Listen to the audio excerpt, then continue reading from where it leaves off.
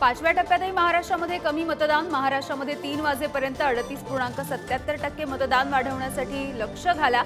फडणवीसांची आयोगाला विनंती। मुंबईतील 6 जागांचं भवितव्य आज ठरणार। दोन्ही शिवसेना आमने सामने। मुंबई जिंकण्यासाठी भाजपचा जोर। मुंबईकरांचा कौल कुणाला याकडे लक्ष। मुख्यमंत्री एकनाथ शिंदे यांनी सहकुटुंब बजावला मतदानाचा हक्क। उद्धव ठाकरे, राज ठाकरेंनी सुद्धा कुटुंबियांसोबत जाऊन केलं मतदान। सर्वांना मतदान करण्याचं आवाहन। मुंबईत कार्यकर्त्यांना ताब्यात घेतल्यावरून संजय राऊत आणि पोलिसांमध्ये बाचाबाची। डोंबिवलीमध्ये सुद्धा शिंदे आणि ठाकरेंचे कार्यकर्ते आमने सामने। कल्याण, ठाणे, भिवंडी, पालघरमध्ये सुद्धा चुरशीच्या लढती। ठाणे, कल्याणमध्ये शिंदेंची प्रतिष्ठा पणाला।